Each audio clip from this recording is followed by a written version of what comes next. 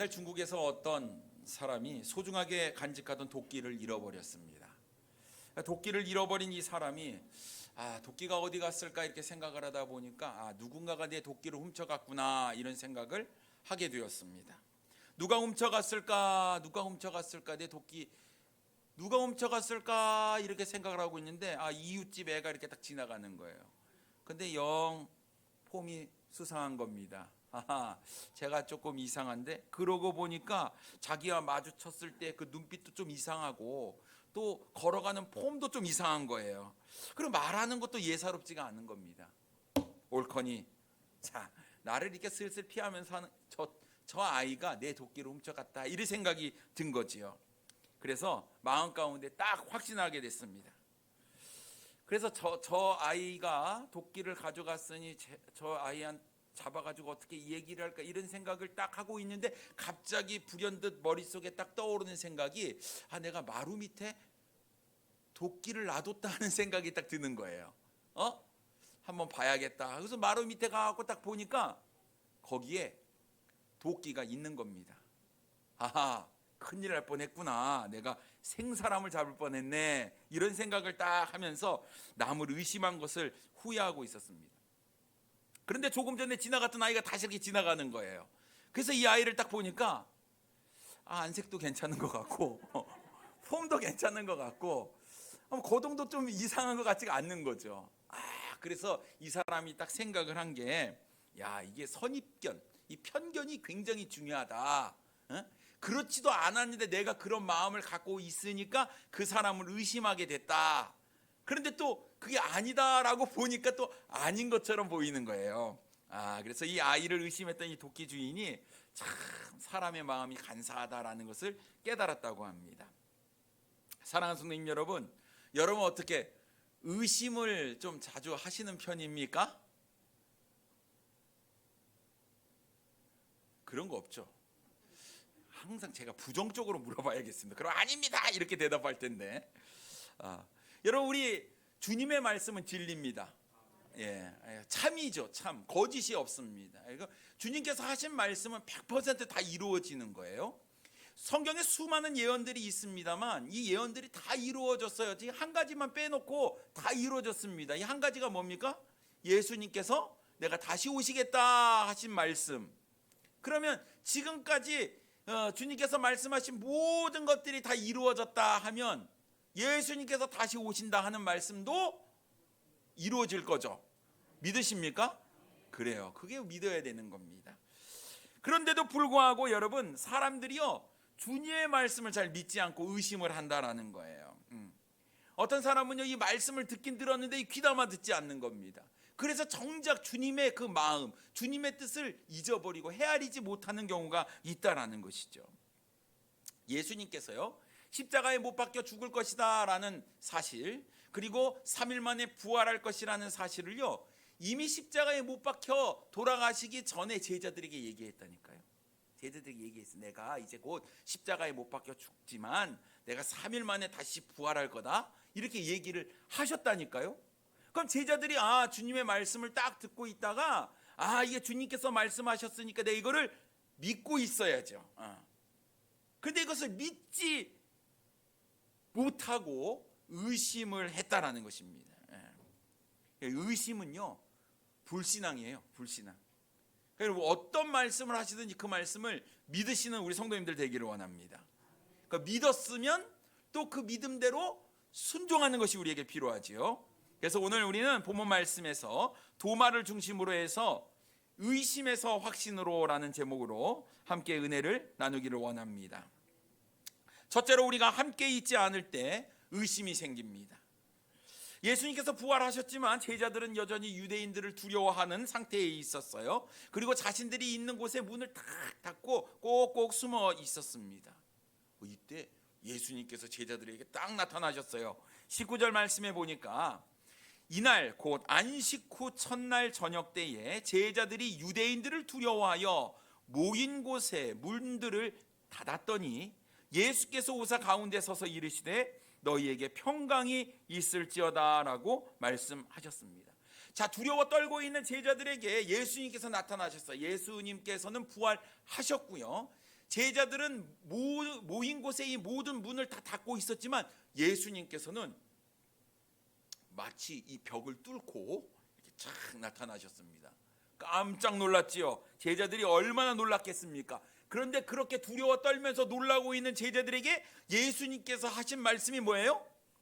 너희에게 평강이 있을지어다. 여러분, 우리 주님께서 우리에게 무엇을 주시고자 합니까? 평강을 주시기를 원한다라는 것이죠. 그래서 우리가 인사할 때 어떻게 인사합니까? 예수님께서 항상 샬롬 이렇게 인사를 했어요. 샬롬, 평강이 있을지어다 이렇게 인사를 했습니다. 그래서 인사 한번 해볼까요? 샬롬 이렇게. 아니, 저한테 하시지 말고 옆에 있는 분하고 좀 이렇게 샬롬. 네. 오늘 식사도 잘 하시고 마늘도 까시고 손은 막 열이 나고 불이 나고 눈은 내려오고, 그러니까 그럴 때마다 샬롬 이렇게. 누가 또 깜빡 잊고 마늘 이렇게 하실까봐 네. 샬롬 샬롬. 네. 주님께서 평강을 주신다고 말씀하셨습니다. 부활하신 예수님을 봤어요. 얼마나 놀랐겠습니까? 근데 예수님께서는 자신의 손과 옆구리를 보여주시면서 내가 부활한 예수다라는 것을 제자들에게 보여주었을 때 제자들은 너무나 기뻤어요. 20절 말씀에 보니까 이 말씀을 하시고 손과 옆구리를 보이시니 제자들이 주를 보고 기뻐하더라라고 말씀하고 있습니다. 죽은 줄로 알았던 우리 주님께서 부활하셔가지고 자신의 눈앞에 떡하니 나타났으니 제자들이 얼마나 기뻤겠습니까? 근데 여러분, 생각해 보면 주님께서 분명히 3일 만에 부활하실 거라고 말씀하셨거든요. 그러면 제자들은 사실은 두려워할 필요가 없었다는 거죠. 그런데도 두려워했다라는 것은 어쩌면 예수님께서 하신 말씀을 귀담아 듣지 않았고 예수님께서 하신 말씀에 의심을 가지고 있었기 때문이 아닐까 싶습니다. 그러니까 여러분, 우린 제자들의 이런 모습을 통해서 우리가 하나님의 말씀이 참이고 진리라는 사실을 기억한다면 어떤 말씀이든지 우리가 이 말씀을 통해서 깨닫고 그 말씀이 내 삶 가운데 이루어질 것이라는 분명한 믿음과 확신을 가지고 계셔야 될 줄 믿습니다. 부활하신 예수님을 직접 만난 제자들, 그 자리에 없었던 도마에게 우리가 부활하신 예수님을 만났다, 보았다라고 이야기를 합니다. 그런데 도마는 믿을 수가 없었어요. 어떻게 아무리 위대한 스승이지만 죽은 사람이 살아날 수 있느냐라는 생각을 가지고 있었던 것 같습니다. 그래서 그래도 내가 만져보고 직접 내가 눈으로 봐야지만 믿지, 이렇게 이야기를 했습니다. 25절 말씀에 보니까요, 다른 제자들이 그에게 이르되 우리가 주를 보았노라 하니 도마가 이르되 내가 그의 손에 못자국을 보며 내 손가락을 그 못자국에 넣으며 내 손을 그 옆구리에 넣어보지 않고는 믿지 아니하겠노라 하니라 라고 말씀하고 있습니다. 내가 봤다니까, 내가 봤어, 부활하신 주님을 만났어, 이렇게 얘기를 해도 도마는 아랑곳하지 않았습니다. 내가 보고 내가 만져봐야지 내가 믿을 거야, 이렇게 이야기를 한 거죠. 어쩌면 제자들이요, 자기 혼자 쏙 빠졌다고 자기를 속인다고 생각을 했을 수도 있을 것 같습니다. 여러분, 참 이게 그러면 진짜 예수님을 만난 사람은 얼마나 답답하겠습니까? 내가 만났다니까 이렇게 얘기를 해도 아니라는 거죠.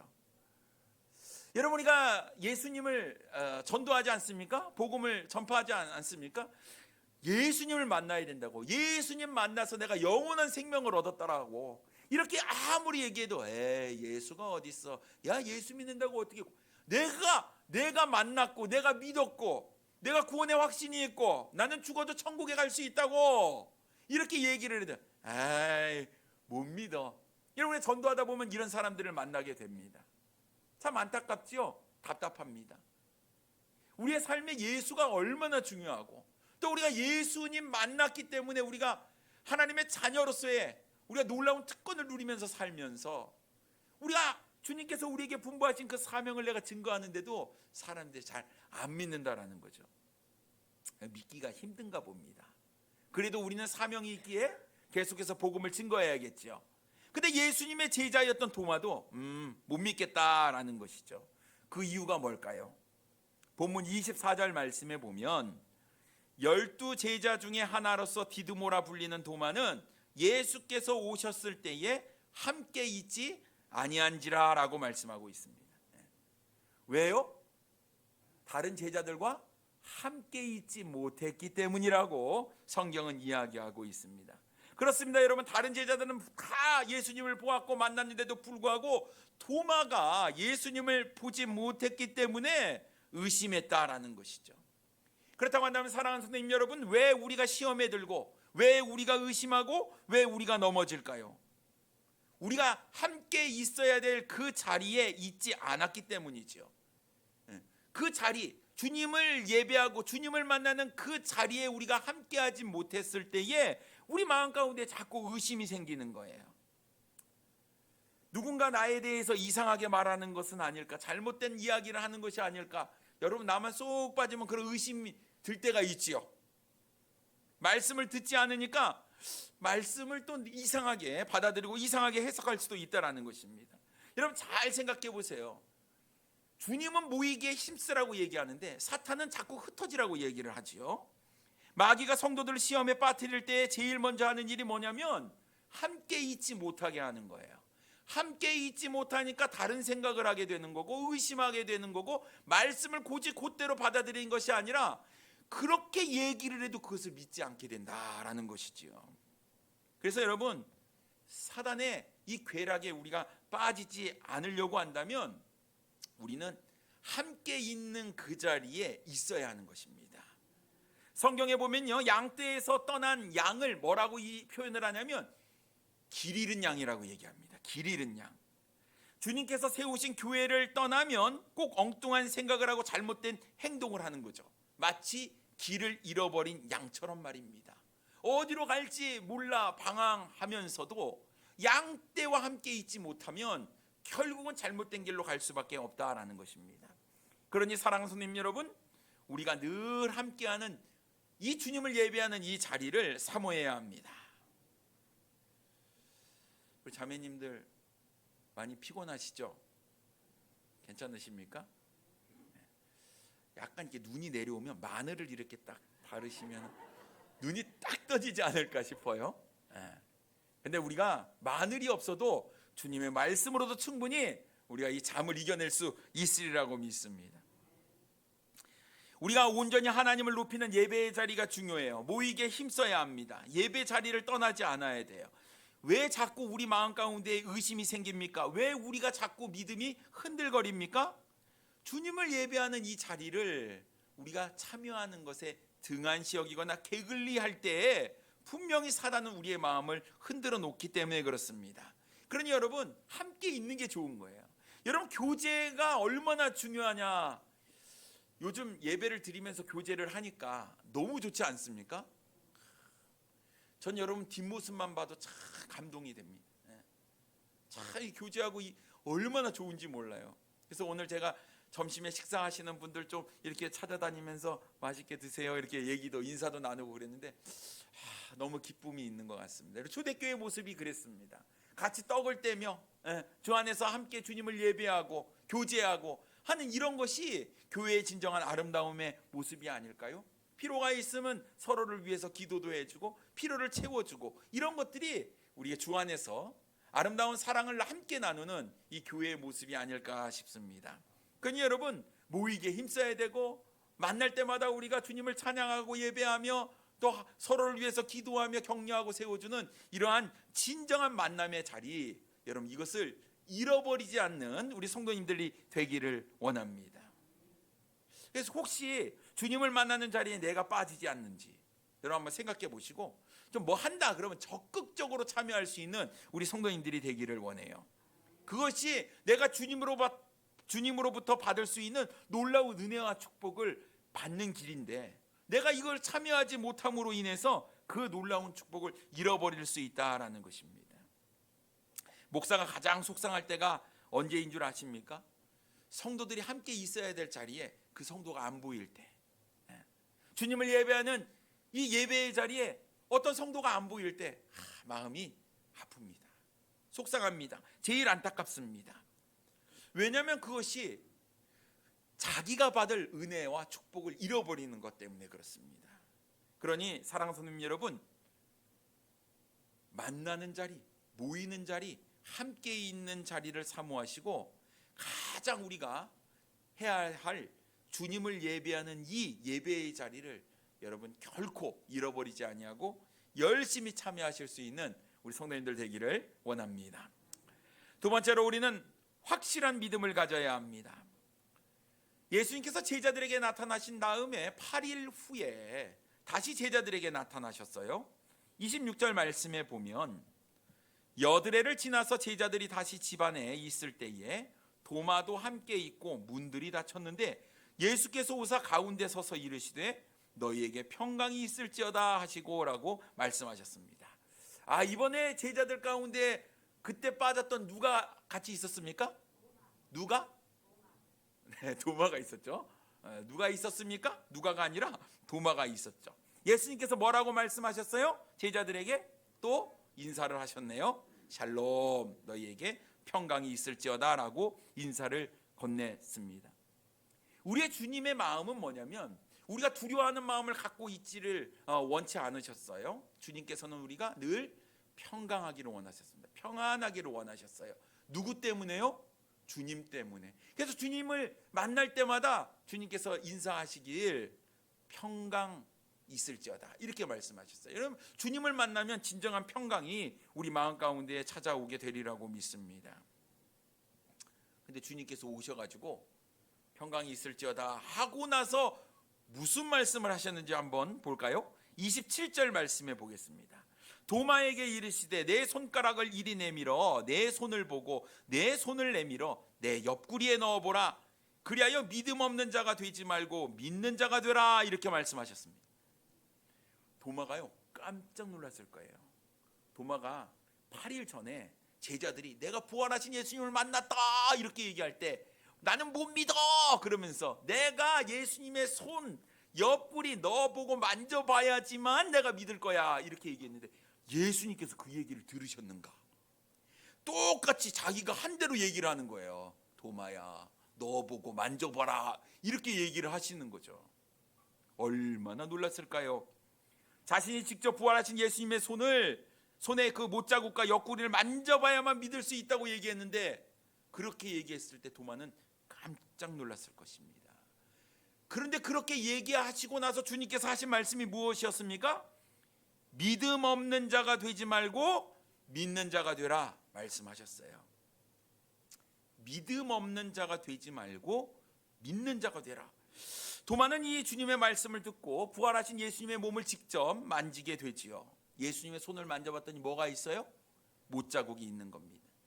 옆구리에는요 굵은 창자국도 있었습니다. 그때 십자가에 못 박혀 돌아가신 나의 주님, 바로 그분이 부활하셔서 지금 내 눈앞에 있다는 그 사실에 도마는 감격했습니다. 깜짝 놀랐어요.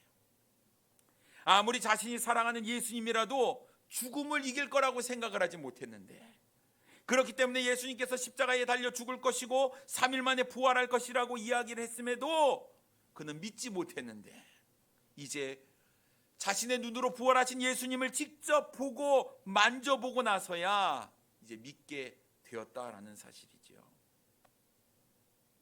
그 순간 이 도마의 마음이 얼마나 부끄러웠을까요?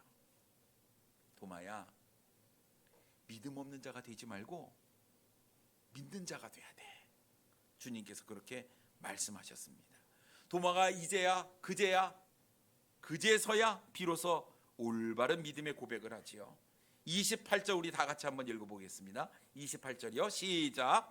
도마가 대답하여 이르되 나의 주님이시요 나의 하나님이시니이다. 아멘.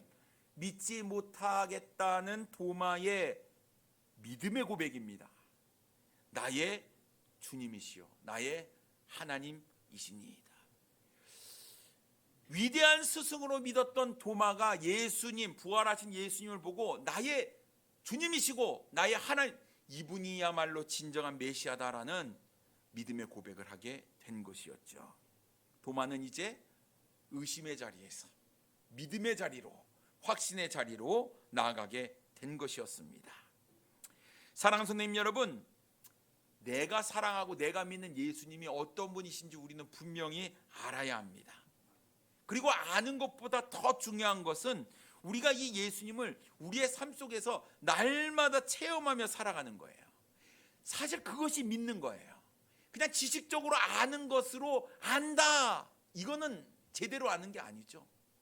주님께서 하신 말씀, 주님의 뜻, 우리가 이런 것들을 생각하며 우리의 삶 가운데 실천할 때 진정한 예수님이 어떤 분인지를 우리가 경험하게 되리라고 믿습니다. 그래서 여러분, 우리가 이론적으로 객관적으로 아는 것보다 우리의 삶 속에서 예수님을 체험하며 알아가는 이 삶이 굉장히 중요한데요. 머리로 단순히 믿는 것이 아니라 우리가 마음으로 믿는 것이 중요한 것입니다.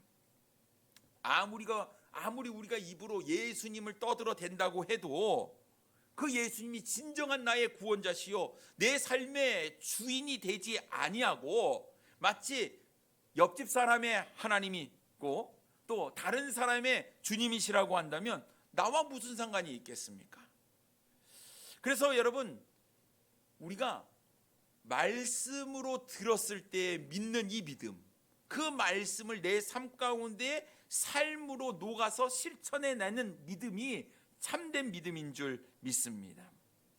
예수님께서는 도마에게 도전적인 말씀을 하셨습니다. 너는 나를 보고 만져서 믿었지만 보지 못하고 믿는 자들은 더 복되도다, 이렇게 말씀하셨어요. 29절 말씀 보겠습니다. 예수께서 이르시되 너는 나를 본고로 믿느냐? 보지 못하고 믿는 자들은 복되도다 하시니라. 도마가요, 의심이 많고 믿음이 부족했기 때문에 꼭 자신이 만져야 믿겠다, 이렇게 이야기를 했는데 예수님은 자신을 직접 보여주시면서 만져봐라, 하지만 이것이 결코 좋은 방법이 아님을 말씀하셨습니다. 여러분, 우리가 눈으로 봐야지만 믿는 것은 굉장히 어리석은 믿음이에요. 왜 그러냐면요, 여러분, 본다는 것 자체가 불완전한 겁니다. 이거 완전하지 않아요. 여러분, 눈으로 본다고 해서 이것이 확실하다라고 우리가 주장하지 못합니다. 예를 들어요, 여러분, 바람을 볼 수 있습니까? 바람을 볼 수 있어요? 지금 여기 에어컨 바람 불지요? 보여요? 안 보이잖아요. 근데 우리가 바람이 있다는 것은 알 수 있습니다. 어떻게 알죠? 우리 느낌으로, 피부 감촉으로 알죠. 우리가 이 감촉으로 아는 거지 보고 아는 건 아니다라는 것이죠. 여러분, 제주도에 가면요, 도깨비 도로가 있어요. 신기한 게 뭐냐면요, 이 병을 굴리면요 분명히 오르막길인데 병이 굴러가요. 이걸 뭐라고 이야기하냐면 착시현상이라고 하죠. 우리가 눈으로 보고 있지만 잘못 보는 거죠. 사실은 내려막길이 맞는데 주변 환경과 이런 것들을 봤을 때 이것이 오르막길처럼 보이는 거예요. 그래서 여러분, 우리가 눈으로 보는 것이 100% 확실하다? 아니라는 거죠. 아니라는 겁니다. 그런데도 여전히 내가 직접 눈으로 봐야 믿겠다는 것은 사실은 온전한 믿음이 아닌 것이죠. 그래서 주님께서 말씀하시는 것이 뭡니까? 본고로 믿느냐? 보지 못하고 믿는 자들 복되다, 이렇게 말씀을 하신 거예요. 그렇다고 한다면 여러분, 예수님이 부활하시고 나서 2000년 이상이 흐른 이 시점에서 우리가 부활하신 예수님을 직접 볼 수 있습니까? 우리가 도마처럼 예수님의 손에 그 못자국을 만지고 옆구리에 창자국을 우리가 만질 수 있을까요? 없잖아요.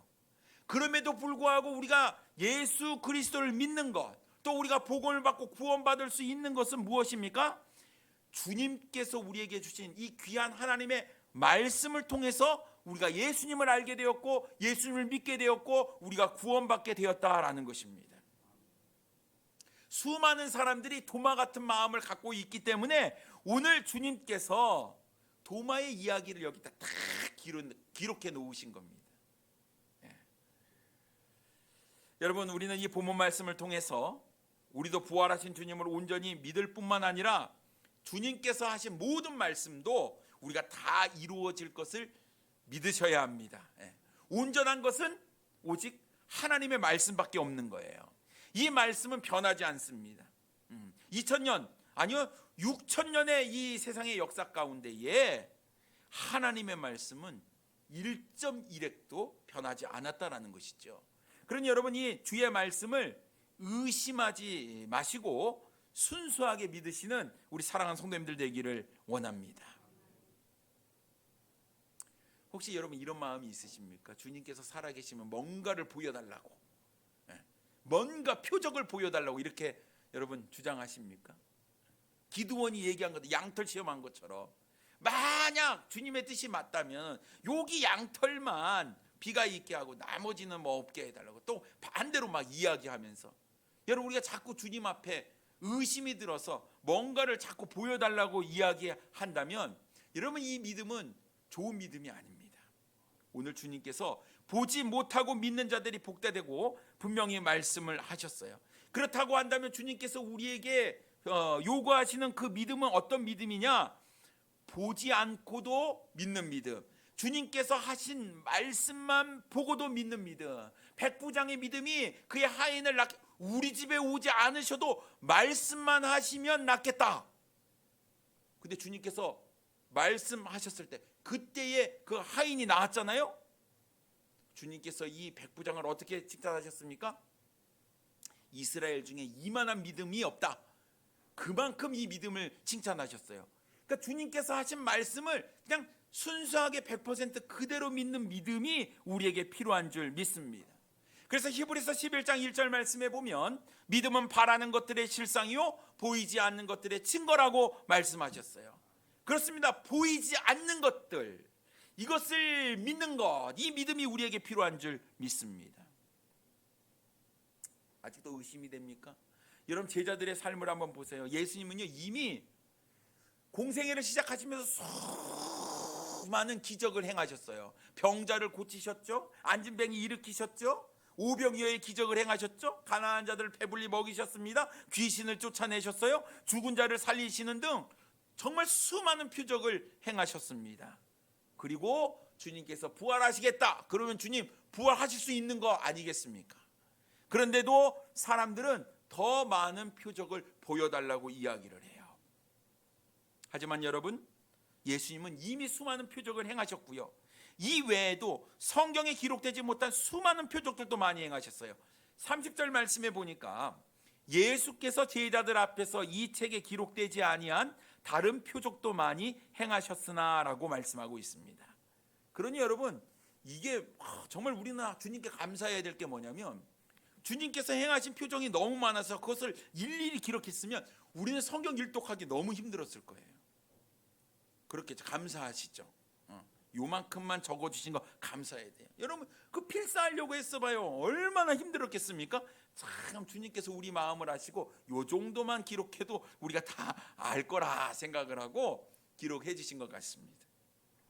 그러니 여러분 주님께서 이만큼 보여주셨다고 한다면 우리가 순전한 믿음으로 의심 없이 믿으시는 우리 사랑하는 성도님들 되기를 원합니다. 지금은 우리는 예수님을 볼 수 없습니다. 이제는 주님께서 승천하셔서 하나님의 보좌 우편에 앉아 계시지요. 또 우리의 처소를 예비하신다고 말씀하셨습니다. 이제 그 주님께서 때가 되면 다시 이 땅에 재림하여 오실 겁니다. 하지만 우리는 도마보다 더 복된 사람이지요. 예수님을 보지 못했지만 우리는 믿은 사람들이기 때문에 그렇습니다. 하나님께서 요한복음을 이 성경에 기록한 성경을 기록한 목적이 분명히 있다고 말씀하셨는데 31절 말씀에 보면 오직 이것을 기록함은 너희로 예수께서 하나님의 아들 그리스도이심을 믿게 하려 하며 또 너희로 믿고 그 이름을 힘입어 생명을 얻게 하려 함이니라 라고 말씀하고 있습니다. 이미 예수님께서는 이 땅에서 모든 것을 다 행하셨습니다. 그리고 자신이 메시아다 하나님의 아들이심을 다 드러내 보이셨습니다. 기록된 하나님의 말씀을 통해서 구원의 길을 우리에게 알려주셨습니다. 직접 예수님을 만날 수는 없지만 하나님의 영감된 하나님의 이 말씀 성경을 통해서 우리는 예수님을 믿고 구원받을 수 있습니다. 그러니 여러분 이미 우리는 복받은 사람이고 이 주님의 놀라운 축복을 우리가 다른 사람들에게 나누어 주어야 하는 것이죠. 그것이 바로 먼저 된 자, 구원받은 자, 하나님의 자녀가 된 자들이 행해야 될 사명임을 여러분 기억하시기 바랍니다. 여전히 수많은 사람들은 의심할 겁니다. 그러나 여러분, 우리가 분명히 만난 살아계신 우리 주님을 우리가 증거해서 그 영혼이 의심에서부터 확신으로 옮겨갈 수 있도록 우리가 행해야 되리라고 믿습니다. 그렇다고 한다면 여러분, 다른 것부터가 아니라 내 삶이 먼저 온전히 말씀에 순종하는 삶을 살아야 되는 거예요. 그것이 세상의 빛이요 세상의 소금의 역할로 나타나게 될 것입니다. 수많은 예수님을 모르는 불신자들이 우리의 삶의 모습을 보면서 야, 다르네? 뭔가는 다르네? 무엇 때문일까?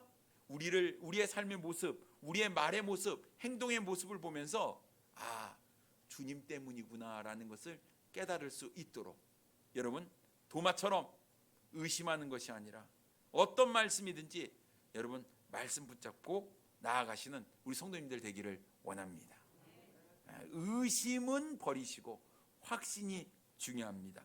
될 것이라 말씀하시면 여러분 믿으시기를 바라고, 여러분 염려가 있습니까? 염려 맡기라 하셨으니까 맡기시고, 너에게 평강이 있을지어다 말씀하셨으니까 여러분 주 안에서 평강을 누리시기를 바랍니다. 하나하나 작은 것부터 우리가 실천해 나가면요, 우리의 삶을 통해서 우리 주님의 영광을 다른 사람들에게 전할 수 있게 되리라고 믿습니다.